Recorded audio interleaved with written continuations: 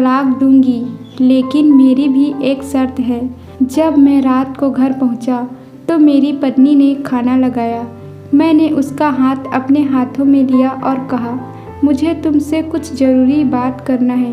वो शांत बैठकर खाना खा रही थी। उसकी आंखों में कुछ दर्द सा साफ नज़र आ रहा था। अचानक मुझे नहीं पता कैसे कहूँ, मगर मुझे उसे बताना ही था। मैंने बड़ी शांति से कहा, मुझे तलाक चाहिए। लगा जैसे उसे मेरे शब्दों से कुछ फर्क नहीं पड़ा, बल्कि उसने मुझसे पूछा, क्यों तलाक चाहिए। मैंने उसके सवाल को अनसुना किया तो उसे गुस्सा आ गया। उसने चम्मच उठाकर फेंक दिया और ज़ोर से चिल्लाई, तुम इंसान नहीं हो। उस रात हमने एक दूसरे से बात नहीं की। वो रो रही थी। मुझे पता था कि वो जानना चाहती थी कि आखिर ऐसा क्या हुआ जो हमारा रिश्ता टूटने की कगार पर आ गया। पर मेरे लिए उसके सवालों का जवाब दे पाना नामुमकिन था। मैं अब किसी और से, प्रिया नाम था उसका, प्यार करने लगा हूँ। अब मुझे उससे प्यार नहीं रहा। मैंने उसे उसके बरसों के प्यार की सज़ा दी थी। भरे मन से मैंने तलाक के पेपर तैयार किए। उसमें लिखा था कि वह पूरा घर और कंपनी की 30% शेयर ले सकती है इस तलाक के बदले में। लेकिन उसने उस पेपर्स को देखा और उनके टुकड़े टुकड़े कर दिए।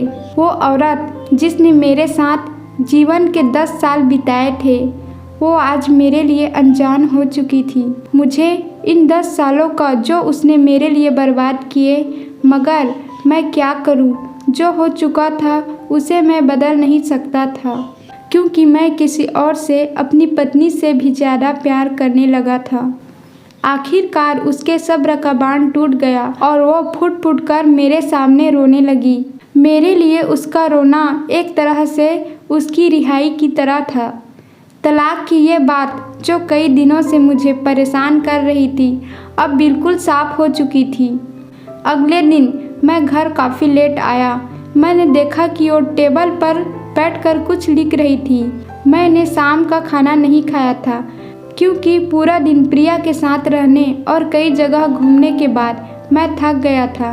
वो शायद रात को उसी टेबल पर लिखते लिखते सो गई थी। सुबह उसने तलाक देने की शर्तें बताई। वो मुझसे कुछ भी लेना नहीं चाहती थी। उसे सिर्फ तलाक से पहले 1 महीने का समय चाहिए था।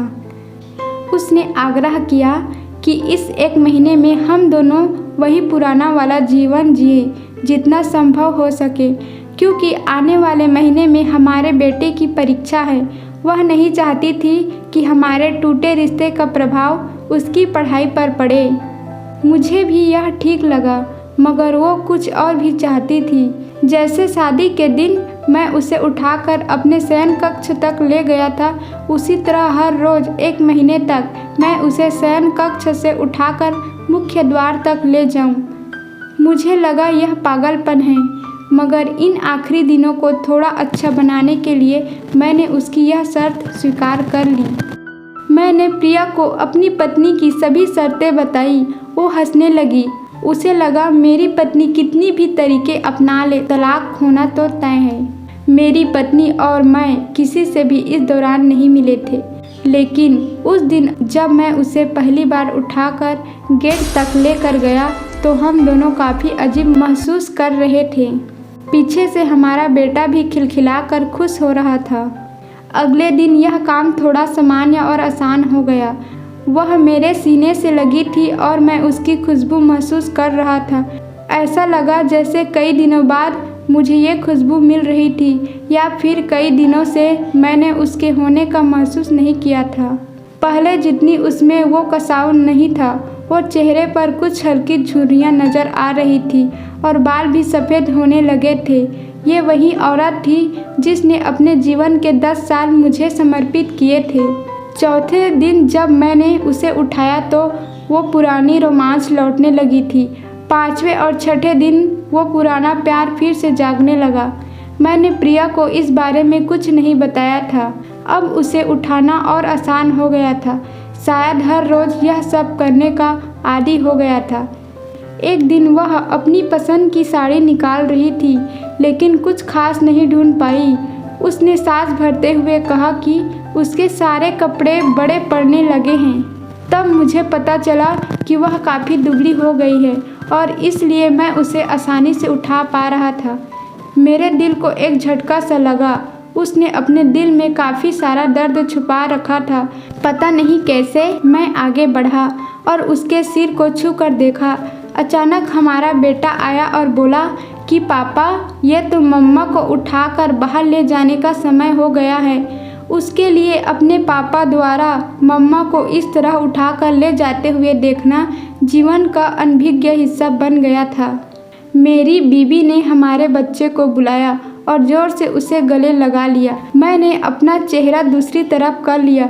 मुझे लगा कहीं मैं अपना निर्णय ना बदल लूँ। मैंने अपनी पत्नी को रोज़ की तरह उठाया और बेडरूम से सिटिंग रूम होते हुए हॉल तक लाया।